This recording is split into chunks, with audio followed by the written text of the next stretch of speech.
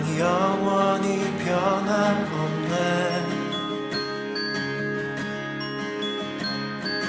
내 영혼 잠잠히 주님을 기다리네. 사람이 가끔 말이죠, 자기의 미래를 미리 좀 알고 싶을 때가 있습니다. 나의 그 미래는 어떻게 될까? 미래를 좀 알면은 지금 잘 살 수 있을 텐데, 이런 생각이 들 때가 있거든요. 근데 그런 생각은 어느 때 많이 드냐면요, 여러분들이 인생이 고통스럽고 힘들 때 그런 생각이 들어요. 그래서 이거 빨리 지나갔으면, 그래 이 고통이 지나갔을 때의 나의 미래의 모습이 건강하게 살아있을까? 그래서 그걸 볼 수 있다면 현재의 고통을 잘 참아낼 수 있을 텐데, 이런 생각을 할 수가 있습니다. 근데 여러분, 사람이 미래를 안다는 것은 불가능합니다. 알 수가 없습니다. 미래를 우리가 어떻게 알겠어요? 미래가 우리의 삶에 있어서 참 중요하죠. 여러분 잘 아시다시피 우리 인간의 시제 중에 제일 중요한 것이 미래입니다. 과거는 이미 흘러갔어요. 현재는 지나가고 있습니다. 미래는 지금 성큼성큼 우리에게 다가오고 있습니다. 결국은 우리는 미래로 갈 것입니다. 그래서 미래가 상당히 중요해요. 오늘 말씀의 제목이 섭리신앙인데요. 섭리라는 말이 영어로 프로비덴스라 그렇게 표현합니다. 프로라는 말은 앞이라는 말이고, 비덴스, 이게 비데오라는 말인데 본다라는 뜻입니다. 그래서 프로비덴스, 섭리라고 하는 것은 앞을 볼 수 있다는 뜻이에요. 우리의 미래를 볼 수 있는 분은 하나님 한 분뿐이 없습니다. 그래서 하나님께서는 여러분의 미래를 계획하고 계세요. 우리 노래가 있잖아요. 아주 먼 옛날 하늘에서는 당신을 향한 계획이 있었죠. 노래를 못해도 이렇게 못 부르는데, 그죠? 하나님이 여러분을 향한 계획이 있어요. 그것의 그 모범적인 범례가 바로 요셉입니다. 성경에 보면 하나님께서 요셉의 생애를, 미래를 계획하시고 예정하시고 그 원하시는 대로 뜻대로 인도하시는 걸 볼 수가 있어요. 그래서 여러분들도 여러분 미래에 대해서 걱정하지 마시고 하나님께 맡기고, 하나님께서 여러분의 미래의 계획도 계시고 섭리한다고 하는 그런 신앙을 가지시기를 축원합니다. 그러니까 요셉의 이 섭리신앙이 무엇이었는가, 오늘 여러분에게 세 가지로 말씀드리려고 합니다. 첫째로는 요셉은 꿈꾸는 자였어요. 요셉의 인생에서 꿈이 절대적인 역할을 했습니다. 그래서 창세기 37장 19절에 보면은 요셉이 하도 많이 꿈을 꾸니까 형들이 요셉이 올 때 꿈꾸는 자가 오도다, 그렇게 얘기를 했어요. 그래서 요셉의 별명은 꿈꾸는 자입니다. 꿈꾸는 자. 어떤 꿈을 꿨죠? 형들의 11곡식단이 자기의 곡식단에 절하는 꿈, 해와 11별이 자기 별에 절하는 꿈, 그런 꿈을 꿨습니다. 어렸을 때 이런 꿈을 꿨지만은 이것이 몇십 년 후에 애굽의 국무총리가 되었을 때 그 꿈이 실제로 이루어지죠. 형들이 요셉 앞에 다 무릎 꿇고 절을 하게 됩니다. 그죠? 자, 누구나 꿈은 다 가질 수 있어요. 근데 그 꿈을 이루기 위해서는 요셉처럼 하나님의 섭리에 대한 신앙을 갖고 성실한 삶을 살아야 됩니다. 대부분의 사람들이 이 꿈이라고 하는 것이 허상이나 몽상으로 끝나는 이유가, 그것이 너무나 허황되고 그 꿈을 이루기 위해서 노력을 하지 않기 때문에 그렇게 되는 것이죠. 자, 이 꿈에 대한 해석이 있는데 요셉은 꿈에 대한 해석도 잘했어요. 꿈 해몽에 능통했습니다. 잘 알다시피 요셉이 국무총리가 된 결정적인 이유는 꿈을 잘 해석해 줘서 국무총리가 된 것입니다. 여러분 어젯밤에 꿈을 꾸셨죠? 예. 근데 꿈을 기억하는 사람이 있고, 인간은 항상 꿈을 꿉니다. 꿈이 생각 안 나는 분이 있어요. 근데 이 꿈을 해석하는 두 가지 학파가 있습니다. 아주 중요한 건데 우리 심리학에서 얘기를 하는 거예요. 이 꿈을 해석한 사람 중에 유명한 사람이 여러분 잘 아는 프로이드라는 사람입니다. 이 사람은 어떻게 꿈을 해석했냐면 우리가 일상생활을 살아가는 동안 욕구가 많아요. 밥에 대한 욕구, 뭐 여러 가지 욕구가 있죠. 인간이라면. 근데 사회생활을 하다 보니까 그런 욕구가 우리에게 충족되지 않습니다. 그 충족되면 얼마나 좋겠어요. 미성숙한 사람은 그 욕구를 이상하게 그 만족하는 사람은 미성숙한 사람이죠. 대부분은 어떻게 하냐면 억제. 그것을 다 이렇게 누릅니다. 그래서 그 욕구가 만족되지 않고 우리의 무의식 속으로 들어가요. 그래서 그게 밤의 꿈으로 나타나는데 꿈속에서 이 꿈에서 대리 충족을 해. 그래서 이 프로이드는 꿈은 사실 무의식 속에 우리의 욕구가 좌절된 게 거기에 나오는 거기 때문에 지저분해요. 막 이상한 꿈을 많이 꾸게 됩니다. 그게 이제 프로이드의 해석이에요. 과거에 대한 욕구 불만이 나오는 것이다. 그런데 또 한 사람이 있는데 칼 융이라는 사람은 꿈에 대해서 정반대로 해석을 했어요. 여러분 시중에 보면 꿈 해몽하는 책이 있습니다. 그리고 우리 어렸을 때 꿈 꾸면 저도 기억이 나는 게 제가 어렸을 때 뭐 동전 밟는 꿈 뭐 이런 꿈 많이 꿨거든요. 하늘을 나는 꿈. 이제 일어나서 우리 부모님한테 내가 하늘을 날았다 그러면은 키가 자랄라 그런다. 그래서 뭐 여러분 잘 아는 무슨 똥꿈을 꿨다 그러니까 오늘 너 누구한테 용돈 받을 거 돈 생기는 꿈이다. 그런 해석을 하잖아요. 그게 꿈 해석입니다. 꿈 해석, 꿈 해몽이다. 근데 이제 융이라는 사람은 꿈을 어떻게 해석을 했는가? 사람이 말이에요. 욕구가 다양합니다. 정신적인 욕구가 있고 육체적인 욕구가 있고 신체적인 욕구가 있고 다양하죠. 근데 사람이 그것을 균형적으로 이렇게 발전시켜야 되는데 그러질 못해요. 대부분 다 아주 편향적이고 그리고 극단적일 때가 많습니다. 어떤 사람 요즘에 방콕이라는 그런 청년들이 있어요. 그건 뭐냐면은 방에 들어와서 안 나오는 거예요. 그리고 하루 종일 책만 읽거나 컴퓨터에 있습니다. 게임만 합니다. 그러면은 그 사람의 꿈에는 어떤 꿈이 나타날까? 1년 동안 맨날 방 안에 들어가서 책만 읽고 이제 스마트폰이나 이런 것만 했어요. 그러면 신체가 뭘 요구하냐면 뭘 요구할까요? 운동 좀 해라. 밖에 좀 나가. 그죠? 그래서 미래에 네가 이렇게 해야 된다라고 하는 것이 꿈에 나타나는 거야. 여러분이 어떤 사람을 심하게 미워해. 그런 꿈에 어떻게 나타나냐면 막 그 사람을 포옹하는 그런 꿈이 나올 수 있어요. 그 미래의 과제인 거예요. 너 그렇게 해야 된다. 그래서 이 융이라는 사람은 꿈을 미래적으로 해석했는데 꿈은 우리에게 미래의 방향을 제시해 준다. 너희가 지금까지 살아온 것 중에 무엇이 부족한가를 꿈이 보여주면서 너는 그 부족한 것을 미래에 채워야 할 것이다. 그래서 꿈을 잘 해석해야 된다. 매일 꾸는 꿈을 잘 해석해 보십시오. 그러니까 요셉은 꿈이라는 게 두 가지가 있어요. 우리가 꾸는 꿈이 있고 미래에 대해서 비전을 갖는다 그러죠. 미래의 꿈을 갖는다. 그때는 비전입니다. 그죠?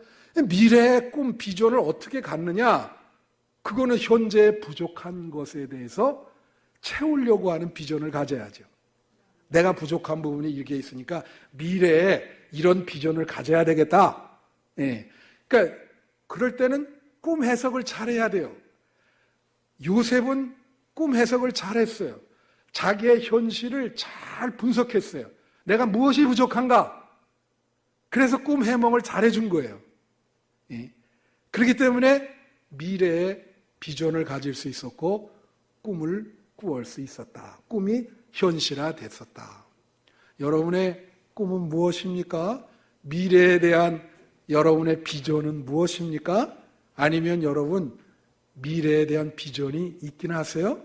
이제 남은 생애가 얼마 남지 않았는데 여러분 어떠한 비전을 갖고 계시고 현재를 어떻게 분석하고 계시고 여러분의 삶의 상황과 위치와 처지가 무엇인지 어떻게 생각하고 계시고 그 부족한 것이 무엇이고 미래를 위해서 나는 무엇을 준비해야 될까? 그것이 바로 꿈이죠. 명심하시기를 바라요. 두 번째로 요셉은 자기의 꿈을 이루기 위해서 관계를 원활히 좋게 했어요. 요셉은 말이죠. 일평생 동안 사람들에게 휘둘렸습니다. 참 어려움이 많았죠. 여러분 사람은 홀로 살 수 없습니다. 관계 속의 존재인 거예요. 어떻게 사람이 홀로 살 수 있겠습니까? 사람은 소통을 해야 되고 관계를 맺어야 자기 삶을 잘 영위할 수 있는 거예요. 그런데 이 요셉은 그 관계가 좋은 거예요. 여러분 그 어려운 관계도 요셉은 그걸 잘 풀었어요. 그래서 여러분 하나님이 축복을 줄 때는 그 개인에게 축복을 주되 어떻게 주시느냐? 주변 사람들이 복을 받고 잘되게 함으로 그 사람에게 복을 주는 거예요. 그래야 그 사람도 더불어 잘 되는 거예요. 주변 사람들을 잘 살리고 본인도 사는 거죠. 여러분 요셉이 어땠습니까? 특별히 감옥에 들어갔을 때 그 감옥에 있는 사람들과 사이가 좋았죠. 그래서 잘 그들을 배려해주고 꿈도 해석해줬죠. 또 간수, 교도관이 얼마나 요셉이 인간성이 좋은지 그 감옥에 키를 맡겼어요. 여러분 생각을 해보세요. 어떻게 감옥에 키를, 그 감옥에 들어있는 사람에게 키를 맡기면서 네 마음대로 해라. 대단한 거죠. 그죠? 간수와 그렇게 관계가 좋을 수가 어떻게 있겠습니까? 요셉이 관계가 좋았다는 백미가 뭐냐? 여러분 어렸을 때 요셉은 형들의 미움을 많이 받았습니다. 왕따를 당했어요. 그리고 형들이 팔았습니다. 그러니 그 마음속에 일평생 얼마나 그것 때문에 고생을 하고 이를 갈겠어요. 그런데 그가 그들을 처분할 힘과 권력이 있을 때 그는 그들을 용서하고 우리는 한 형제입니다. 오늘 본문이 그걸 말하죠. 내가 하나님을 대신할 수 있겠습니까? 걱정하지 마세요. 당신들 자녀들 잘 키우겠고 전혀 염려하지 말라. 그렇게 얘기하고 있습니다. 현대에 요셉과 같은 대통령이 있었어요. 그는 누구냐면 남아프리카 공화국의 넬슨 만델라라고 하는 사람이었습니다. 얼마 전에 돌아가셨죠. 그는 무려 백인들이 권력을 잡았을 때 27년 동안이나 감옥에 있었어요. 요셉의 한 4-5배 정도를 감옥에 보냈죠. 27년이면 굉장히 긴 세월입니다. 긴 세월 동안 감옥에서 그가 크리스찬입니다. 기도하고 책을 읽고 27년 동안 보냈어. 그러다가 이제 흑인들이 정권을 이제 잡기 시작하고 감옥에서 나왔어요. 그래서 대통령이 됐습니다. 많은 흑인들이 넬슨 만델라한테 얘기합니다. 우리를 핍박한 백인들을 다 사형에 처하자. 근데 이 만델라가 기도해 보니까 하나님 뜻이 그게 아니에요. 그래서 그 흑인들을 설득을 했어요. 이것은 하나님의 뜻이 아니다. 그래서 백인들을 용서하고 그들과 같이 정부를 이루면서 잘 그 화해를 했습니다. 그래서 오늘날 남아공이 잘 쓸 수 있는 거죠. 요셉과 같은 그러한 인물이다. 그렇게 볼 수 있어요. 그의 성공은 바로 이 관계를 잘 풀었기 때문에 대통령으로서 잘 지낼 수 있었던 거지요. 여러분 명심하세요. 하나님이 여러분에게 복을 주려면 어떻게 해요? 주변 사람들을 살리면서 여러분도 살게 된다. 주변 사람이 복을 받아야 여러분도 복을 받게 돼. 제가 고등학교 때 읽은 책 중에 인도의 성자 썬다싱이라는 책이 있어요. 이 썬다싱이라는 사람이 인도의 아주 영적으로 출중한 크리스찬입니다. 그 사람의 그 전집이 있어요. 여러분 한번 읽어보시기 바랍니다. 굉장히 은혜 되는 부분인데 인도가 이게 전도하기 어렵거든요. 거기 보면 이분이 히말라야 그쪽, 인도의 북부가 바로 지금 우리 권사님 가는 그 네팔 그쪽이거든요. 어느 날 거기에 전도 여행을 떠나게 됐어요. 산이 굉장히 높은데 그 산을 이게 넘어서 가게 됐습니다. 올라가는데 눈이 굉장히 많이 와. 근데 자기만 올라가는 게 아니라 여러 사람들이 뭐 물건을 팔러 올라가기도 하고 여러 사람들이 갔어요. 이렇게 올라가다 보니까 어떤 사람이 눈에 쓰러져 있는 거예요. 그러게 보니까 숨은 쉬고 있어. 근데 이걸 두고 가면 이 사람은 반드시 죽는 거야. 그래서 야, 내가 예수를 믿는 기독교인인데 이 사람을 어떻게 두고 갈까? 순간 고민이 많이 됐어요. 예? 만약에 이 사람을 같이 가면 나도 죽을 수도 있는데 그래서 이 결심을 하기를 업고 올라가는 거예요. 산을 업고 그 사람을 업고 올라가니까 얼마나 힘들겠습니까? 땀을 뻘뻘 흘리고. 그 산 정상을 넘어서 이렇게 내려가는데 바로 거기에 자기보다 먼저 간 몇 사람이 거기서 죽어 있는 거예요. 몸이 다 얼었어요. 이 사람들 왜 죽었을까? 당연하죠. 영하 몇십 도고 눈은 내리지 얼어 죽은 겁니다. 근데 이 썬다싱은 그 사람을 업고 가면서 막 뻘뻘 흘리고 막 이러다 보니까 몸에 열이 있어가지고 살은 거예요. 이 사람과 썬다싱은 살은 거야. 바로 더불어 생명을 얻는 거죠.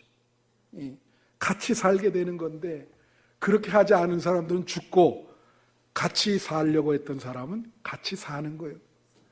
여러분 요즘 세대가 어떻습니까? 자기의 출세를 위해서는 남을 넘어뜨리는.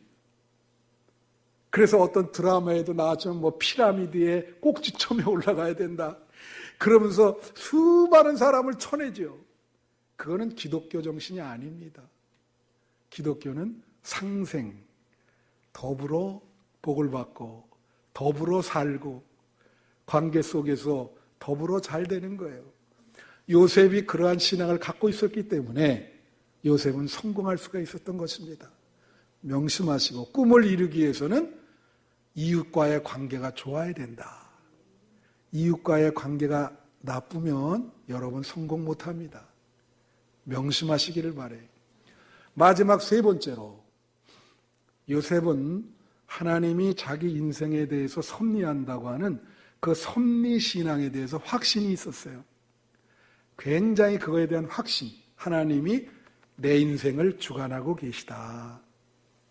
그래서 창세기 45장에 보면 형들이 무릎 꿇고 굉장히 두려워할 때 그런 말을 합니다. 두려워하지 마십시오. 하나님께서 당신들보다 앞서서 나를 하나님이 보낸 겁니다. 당신들이 판 게 아니고 하나님이 보낸 겁니다. 그 하나님의 그 섭리, 그거에 대해서 믿음을 갖고 있어요. 여러분, 하나님에 대한 섭리 신앙은 임마누엘 신앙과 똑같은 말이에요. 임마누엘은 뭐냐면 하나님이 우리와 함께 하신다. 여러분, 현실에 여러분 생활이 지금 어려운 분들 계시죠. 요셉도 중간에 얼마나 많은 그 과정 속에서 고난을 당했습니까? 그죠? 굉장한 고난이에요. 그렇지만 요셉은 섭리신앙이 있었기 때문에 어떤 생각이 있었냐면 이 고난이라는 것이 나의 믿음을 성숙시키기 위한 하나님의 훈련이다. 그래서 하나님이 이렇게 만져주시는 것이다. 이 고난은 반드시 지나갈 것이다. 하나님이 나에 대한 계획이 있다. 그 임재, 하나님의 임마누엘 신앙으로 그것을 극복한 거예요. 하나님이 함께 하시고 하나님이 나에 대한 섭리가 계시다. 제가 이제 장로님 되시는 분들 심사하잖아요. 심사도 하고 몇십 년 동안 했죠. 어떤 분이 그런 얘기를 했습니다. 제가 당신이 체험이 있습니까? 하나님에 대한 확신이 있습니까? 하나님의 살아계심을 믿으십니까? 그럴 때 그런 말을 했습니다. 제가 정말 성경을 깊이 아는 것도 없고 그저 교회를 그냥 다녔지만서도 제가 어려울 때 하나님이 나를 만져주시는 그런 느낌을 가질 때가 있었습니다. 그런 몇 번의 체험이 있었습니다. 여러분 그런 체험 있으세요? 하나님이 여러분을 타치해주는, 예? 내가 지금 어려울 때, 이게 하나님의 어떤 계획과 섭리 속에 일어나는 일이구나. 예? 그래서 하나님이 여러분을 이렇게 살짝 건드리고 개입하는 그런, 여러분, 인생은 말이죠. 자기 노력과 계획대로 안 되는 것입니다. 아무리 여러분이 해도 그러질 않아요. 잠언서 16장에 보면 이런 말이 있습니다. 인간이 마음으로 자기의 길을 계획할지라도 그 걸음을 인도하시는 분은 하나님이시다. 오늘도 우리는 수많은 사건과 사람들을 만납니다. 여러분, 그 사건과 사람들에 대해서 예민하셔야 돼요. 오늘 우리 세 분을 처음 만납니다. 그죠? 하나님이 보내주시는 거예요. 주변에 일어난 사건들, 영적으로 예민하게 봐야 됩니다. 이 사건을 통해서 하나님이 나에게 보내는 사인이 무엇인가?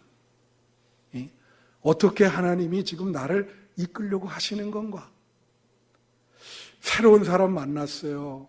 이 사람, 내 인생에 어떤 의미가 있는가? 하나님이 왜 이 사람을 만나게 해주셨는가? 하나님은 이렇게 여러분을 섭리하는 거예요. 그래서 영적으로 충만한 사람은 늘 사람과 사건에 대해서 늘 기도하고 묵상하고 그렇게 하는 거예요. 제가 이제 말씀을 마치려고 합니다. 제가 지난주에도 김영석 교수에 대해서 얘기했잖아요. 이번 주 그 칼럼도 제가 올려놨어요. 그 내용을 하는 거예요. 이분이 이북 사람입니다. 이북에 적한 문제 정중가 하여튼 그래요. 아주 그 북쪽 그쪽 경계선에 있는 그 마을에서 태어났어요. 근데 이제 이북에 여러분 이 사람이 어렸을 때부터 교회학교 주일학교 다니는 크리스찬이에요. 근데 이제 북한이 1945년 이후에 공산화가 됐잖아요. 많은 사람들이 이남으로 이렇게 탈출을 했어요. 그때. 근데 이제 주변 사람들이 자꾸 부모님도 그러고 이 김영석 교수 이제 젊을 때 그때 부인이 있고 아들이 7달 된 아들이 있는 거예요. 근데 주변 사람들이 여기 이제 핍박이 오니까 너는 남한으로 가서 거기 가서 신앙생활하고 거기 가서 네 인생을 펼쳤으면 좋겠다. 자꾸 그런 얘기를 하는 거예요. 제가 여러분 그 대학원 다닐 때 주로 채플 누가 출석했는지 체크하는 그런 그 조교였거든요. 그 출석 체크를 안 하면 그게 관악이 되거든요. 이게 그 예배 참석하는 게. 우리 교인들 관악할 사람 많은데, 근데 그때 우리 김형석 교수가 예배 보러 꼭 오세요. 모든 예배에 다 오세요. 그래서 제가 이렇게 그때 이제 보면은 얼마나 이분이 참 겸손하고 젠틀한지 참 보기에도 그래요. 근데 이제 그 내용을 보면은 그래서 어느 날 결심을 하고 1947년에 그 부인 참 그 아기 7달을 안고 이제 그때는 원산 그쪽으로 해가지고 배를 타고 이남으로 넘어온 거예요. 그래서 이제 남아있는 부모님 인사하고 이제 악수하고 언제 만날지 모르잖아요. 그러니까 기도 좀 부탁한다. 그리고 이제 무작정 나와서 걷고 무슨 기차도 타고 버스도 타고 그래갖고 거기 도착을 했는데 그만 인민군 보안부대에 잡힌 거야. 그래서 그 안에 들어가가지고 부인이랑 아이랑 이 김영석 교수 젊을 때죠. 취조를 받게 됐어요. 보니까 몇 사람이 거기 다 잡혀왔어요. 다 똑같아. 이남으로 넘어가려고. 다 했던 사람들이야. 취조를 하면서 이 생각 속에 마음 속에 이제 기도하면서 꼼짝없이 죽었구나. 예. 그렇지 않겠습니까? 꼼짝없이 죽었구나. 그래서 생각을 하는데 갑자기 그 인민군 그 보안부대 그 앞에 전화가 있는데 전화벨이 따르르 울리는 거예요. 이 사람이 딱 받으니까 평양서 아주 높은 분한테 전화가 온 거야. 전화 소리가 다 들려요. 들리기를 뭐라고 들리냐면 그 평양서 오기를 지금 이남으로 탈출하는 사람들 거기 많이 잡혀왔나? 그러니까 이 사람이 네 그렇습니다. 지금 취조하고 있습니다. 그랬더니 큰 소리로 거기서 하는 말이 그 사람들 감옥에 넣거나 처형하지 말고 잘 달래서 사람을 붙여가지고 고향으로 돌려보내게 이제 고향으로 돌려보내는 걸로 정책이 바뀌었으니까 그렇게 고향으로 돌려보내라고 그렇게 얘기를 하는 거예요. 그러니까 네? 다 돌려보냅니까? 예, 사람 붙여서 돌려보내라. 그 전화를 끊었어요. 명령이니까 지켜야죠. 그래가지고 거기 있는데 부인이랑 다 있는데 옆에 이제 군인 하나 있었어요.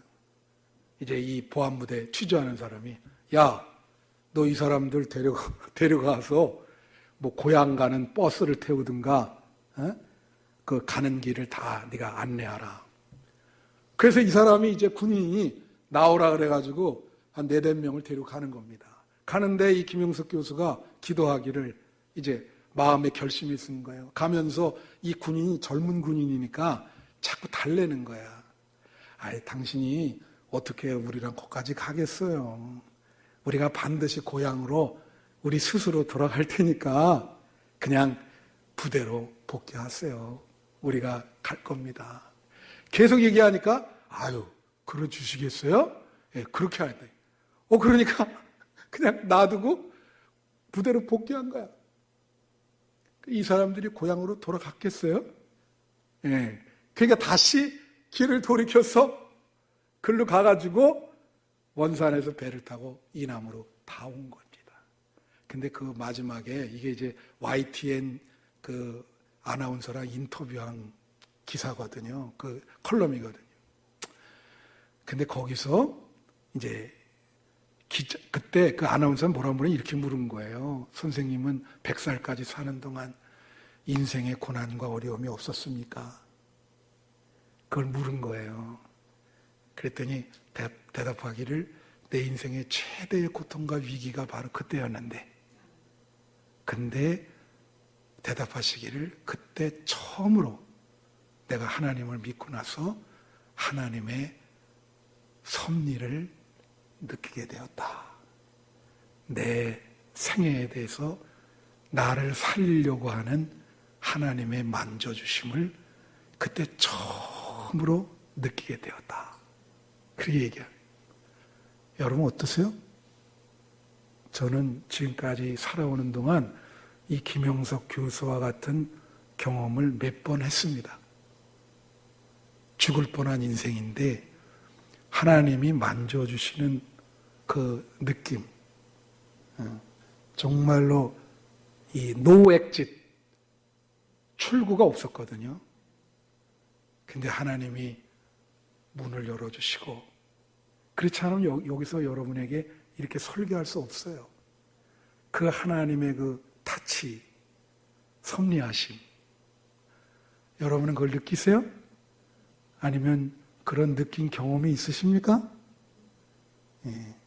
그런 하나님이 살아계셔서 여러분의 인생을 인도하시고 어려울 때 여러분을 만져주시는 그런 체험이 있어야 됩니다.